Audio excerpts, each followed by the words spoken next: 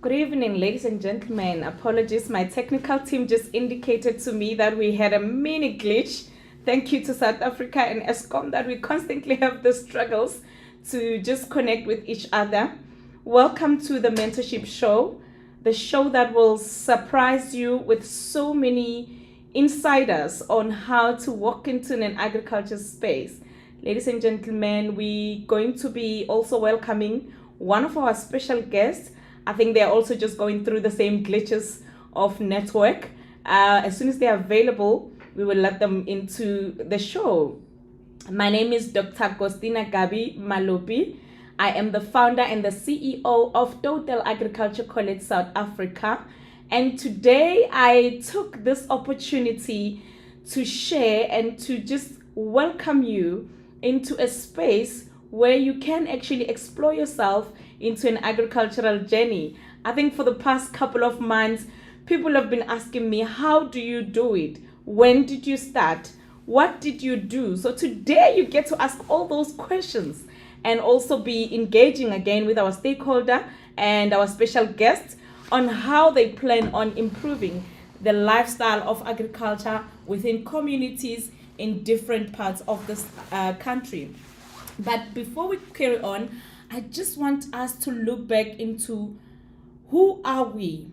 We are who we are because of the natures and the belief systems that we are having. Today we are not only having this 67 minutes of being in South Africa, but we've got 67 minutes to make a change. And today, as Total Agriculture College, we decided we do change by imparting knowledge and skills. So welcome to our show, and we are looking forward to hearing from you and engaging with you. Our team is going to be sharing an insider on some of the things that we do at our college, but moreover, the show is about imparting knowledge to anyone that looks and wishes or even has, a zeal to go into agriculture. Because when I grew up, agriculture used to look and feel like it's a male-dominated industry, but moreover, it had a poverty element or a poverty kind of look that if you're doing agriculture, it seems you're poor because you needed to dress, be a nurse, be a doctor for you to look like you're making it in life. Well, history has rewritten itself. Today, you've got to be in agriculture to look like you've made it. Yes, so I will share some of the challenges. I think this is what we don't normally share. The challenges that we come across in the agriculture industry. Number one, we call this one a spade, land. Everyone is crying for land. I always say if you want to farm spinach and you need land, the first place to try your farming activity is at home. Before you go and want to farm on 50 hectares of land, start farming at a less than 1 hectare space of a field at your own home. And I say this to those that come from villages like myself. I'm a village girl. We have so much land lying around, which is belonging to our tribal authorities, whom are actually advocate of agriculture and food security within our communities. We start there. You start small. Somebody said to me in one of the questions that they said, but where do I get the money? The next answer, I think I would pause when somebody asked me that. I would ask them, do you have the time, the energy, and the force before you get the money? Because remember, money needs to direct your growth, but your zeal, your effort must direct your dream and your passion.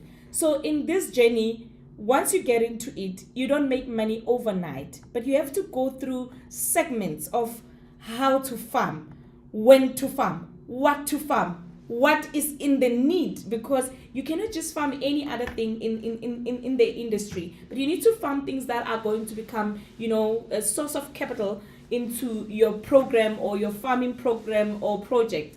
So with that said, some of the people that actually have, the courage to go into livestock farming, I always applaud you, because that's the most difficult farming activity. With planting, just dig the clean the ground, plant the seed, and it germinates. But with livestock, there's so much that goes into. There's medication, there's feed, there's treatment. There's a whole lot of stuff that goes into it. But ultimately, you make sure that you produce good meat for consumption, because again, all this agricultural produce that we produce, they come back to our health system, where we need to make sure that we produce good quality. While we keeping the food security system, we're also making sure that we're producing healthy food for our livelihoods. And we move on to why people have started looking at agriculture as a cash cow, or a cash system. I don't know how to even mention this, because it really scares me. But when you go down into understanding what made it so popular, it's how it is now being the engine of life. But we then forget that you need to invest yourself into this to make it real and to make it more feasible. So you look into the farming in other provinces, where some are struggling with high amount of pests on their crops. You go to other provinces where the livestock suffers from red water diseases. You go to other provinces where time and again, you get your rabies, sparking up. Those are the challenges that comes in with farming. But again, before you even get there, there's a part where you need to formalize what you're going to be farming. Somebody said to me, but I can just wake up and farm and sell the market. The market wants to understand your journey. Why are you farming? And for who are you producing for? So those are basically market research, but also complying within the agriculture sector and making sure that all your regulatories are covered, because you cannot just farm and then you've put a pesticide which maybe could be harmful for consumption, and you did not know how to clean or maintain the crop post that pesticide. Those are some of the things that we look into. And again, we go into the water. Water has a very, very big role played in all aspects of farming. Whether you go into livestock, whether you go into crops, you still need water. The quality of water. One asked me, if I'm farming next to a river, is there any place where I should pay to use the water? In South Africa, we got something called river rights. Normally, it's done through the environmental affairs. It's done through the Department of Agriculture. It depends into your municipality or your area where you are based. But moreover, I always get this question: how do I start a piggery farming? An interesting one. Number one, you must be ready to feed and feed and feed. Number two, you must be ready to decide whether you're farming the piggery for bacon or for pokers, because you need to make that decision before you can even start. And other people would, when we have conversations, you can see that there's an appetite for this, but the challenge comes into, how do I maintain this? I once said to a group of my students when we were doing practicals, at some point, I indicated to them, you can even formulate your own feed when it comes to piggery. And one would ask me, what, how, and where? You've got your seeds, you've got your potatoes, you've got, things that you can process to do your own feed. But again, it doesn't come cheap. When you start farming, don't start to farm today and want to be a big commercial farmer tomorrow. The journey took me 10 full years. So that means you have at least, because I took 10 years and I'll start imparting knowledge, then you can take 5 and 3 years maybe. But in this journey, firstly, acquire knowledge. This is why this whole platform was set up for, that we impart knowledge and we make sure that you understand the journey before you walk into it. I just want to encourage everyone that is watching from wherever, please drop us questions, because I'd really love today to engage with you on this journey. And one of the person that sent us a message asked me a question, a very interesting question. Well, I love questions because they stimulate knowledge, a replenishment. They asked me, how old are you for you to be registering a cooperative. I think in South Africa we understand and agree that 18 years is a legal age for any activities. I've seen people starting to do investment farming activities for their children because we now understand and know better that farming is a legacy, evolving. And I don't know what is the regulation towards that, but I'm sure the country and the policies may, and one day, and if we engage, of course, would allow us to get into a part where we can actually have a 15-year-old owning a farm and legally in documents. I don't think that should actually be the reason why we cannot grow and have a 15-year-old child owning a farm and having all legal documents under their name. I'm just not sure going into the banks and making sure that there's financial transactions, because we don't know what it will be the impact. And one of the most appetizing thing, it's how much we have walked away from our own indigenous farming food. We constantly being moved by the economical or global products. I still remember the hype around moringa when it came on board, and I was like, how do you rush to moringa when you've not even done spinach farming? It's one of those questions that I constantly ask myself when I see people hyping. But we've got indigenous crops that are still within our communities but not bestly maintained. And with these crops, I always cry for one thing, that we need to try and preserve them, because if I'm going to be getting an aloo in the field, and I do not see a better way to see that 5 years from now we are not running short of aloo, is for me to replant. But have we tried and tested the replanting and replenishing of these crops? Because as we go, we start losing some of the beautiful indigenous healthy crops, or even fruits, wild fruits. I would put it there, because growing up in Bushbuckridge, that is one thing we did all school holidays.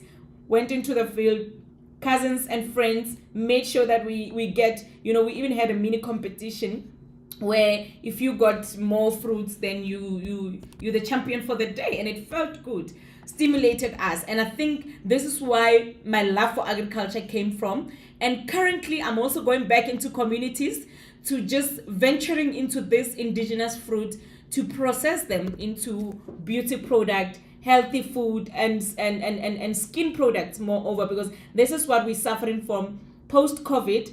Our farming industry went into a slope, and now we're trying to come back, because we now have to focus and take accountability on our agricultural health.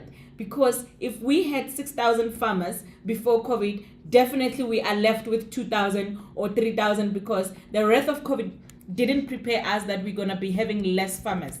And moreover, looking at today particularly, how we were shaped by our late icon, Otatu Nelson Mandela. He made sure that he's leaving us in a country that we can now fetch our own dreams, fetch our own possibilities. And I think everyone will echo with me to say we are constantly referencing, his beautiful words regarding, self-development, getting into things, being not afraid, challenging yourself. This is what I learned today, that, the next person standing from you and your dream is yourself. And today I'm actually so excited to see that we've got that opportunity to be doing more and more. Let's see, we've got a very beautiful question. We are definitely having a market, and we also making sure that the opportunities that are available in South Africa needs to be talking to us. The market that we are venturing into needs to speak to the hunger stability, or the hunger growth that we are currently having as a country. So we need to just make sure that when you produce, we understand the market. You cannot produce watermelon for a community that still needs maize. So you need to make sure, don't produce for trending crops. I've seen just how much the trend tagline works even in agriculture, and people just say, I'm gonna do this, farm what is actually a scarce skill, or a scarcity in that community, and so that once the community starts consuming, you are capable to produce for the next province and the rest of the country. Yes, we've got a question from Mr. Motana, and he's asking us about the biggest challenges facing rural farming is access to market. What is your advice, Doc? Well, the market within our communities starts with us supporting our local farmers. I will share this because I normally echo it, that the first person that needs to support this farming venture, it's us within the communities. If I'm going to drive a car to leave and go buy something, spinach in town, well, there's a local farmer close by, it means I'm not appreciating the value of that market that is being established in that community. That is something that we need to start shifting from and moving towards maintaining our own resources. So we are practically moving, the first market is our household. Then we move to the commercial market. So market starts with our household market, which we normally do for livelihood and survivalist. And then we've got another question: the vision of agriculture in South Africa. What steps can be taken to realize the vision? Definitely, the minute an idea sparks into your head, it's definitely an idea, it's an opportunity, and any idea or any opportunity, stinging your head, it's definitely an idea and an opportunity. The minute it lands in your head, go with it. Do not procrastinate, because one day you'll wake up, it's gone. I always tell people I sleep with a notebook next to my bed to make sure that I always tell people this guy called Thief does not steal my idea, because once Thief steal my idea, I'm gone. I'm not going to remember it. So Thief must not steal. I write on a notebook every time something comes. Somebody asks me, why do you populate so much institutions or companies? What makes you do this? And I'm saying, I don't set up these things for me, but I set up these things so that young people can reduce the word there is no opportunities. So if you're given a lift to town, you cannot say there's no town or there's no help in our community. So that for me says that the vision starts with when you're containing the one that comes in and spark into your head. Then as a country, we're going to be ready to serve other countries.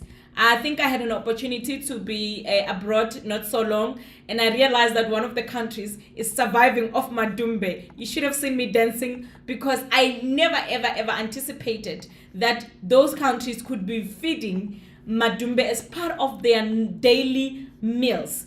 Because with us, we have walked past the indigenous crop, which is madumbe. We look down on it. Well, growing up, I used to have that with tea. And right now, everyone that I visit in KZN, or if I go home, they definitely know we're going to have a session under, with madumbe. And I enjoy it more because I've picked up some health benefits over them. So that for me says we need to reinvest yet again. I'm going to continuously echo this. Going back to our own traditional agricultural practices, we will revive the faith of the economy, and we also going to be bringing more and more. I've just been informed by my technical team that our guest is struggling with connection. I think it's because of the network wherever he is, and we also have to indicate that our guest is also a custodian or a grandson of our icon, Nelson Mandela. He is currently in his hometown, and I think Network and ESCOM is playing us there, but definitely he will join us once he's available. I see they're trying very hard to go on, and eventually he's gonna come on board, because we're looking to hear from him as well on how the commemoration of this day, but the opportunities in agriculture, as he also serves as one of the Parliament Committee members under Rural Development and Agriculture. So it was an exciting opportunity once he gave in to come and share with everyone. But without any due course, I'm going to allow more questions so that we can engage so long and we get to have time to just give you an insight on the questions that you might have. But before I forget, we will be dropping something very, very big very soon, and this is where from here on you do not have to look any further. It will be right here on your fingertips, anytime, any place, and anywhere. So we're making sure that we're going to give you every knowledge that you can need, because we understand that you are scattered across South Africa and you want the knowledge, but at times it requires you to go to a certain town or a certain place, or even wait for when there's opportunity for training and development. So we have decided to make sure that you do not look any further. It's brought to you at your fingertips at any place at any time. So without any due course, we will do the last question. Somebody is asking me, how is agriculture industry appreciating women in farming? It's a very interesting one. Agriculture industry is definitely for women. There's a saying that says, give a woman 10 rand and the country is going to change. Definitely. We as women are the vehicle of family growth, feeding, production, processing. I want to echo this a little bit more, that definitely the industry of agriculture is setting out a huge landscape for women to partake in it, and we are also given much more opportunities, and we are also given more platform. I'm seeing how much women are coming up strong with initiative in agriculture. And one of the things I respect women for is getting into the poultry industry. Half of the women that I have engaged with, they are all in poultry industry, which is the most complex farming activity. And one would look at it as just a chicken, but when you start farming broilers and you realize that it's actually not what it was as it looks from a distance, because you have to feed, you have to maintain, you have to vaccinate, and then you have to make sure and understand the biosecurity, something that is very, very important when farming with poultry. We've got another question here that says, the poultry industry is facing challenges and big companies closing due to chickens from outside countries. What advice can you give? Oh, definitely. Let's go back and do our own indigenous farming way. And that means we need to re-farm our own indigenous chicken. The question I'm posing to everyone out there today, how did we come to stop eating our own indigenous chicken? So this will be a question I'm leaving you with for the next time until we meet again. Definitely on the next platform that is going to be shared, which is going to be your daily bread whatever time and anywhere else that you're going to be in South Africa. Thank you very much for joining me this evening. I am looking forward to more engagement on our channel so that we can walk a journey to develop you and groom you as our new South African youth farmer and moreover commercial farmer. Ladies and gentlemen, as I bow down and my media team, thank you very much.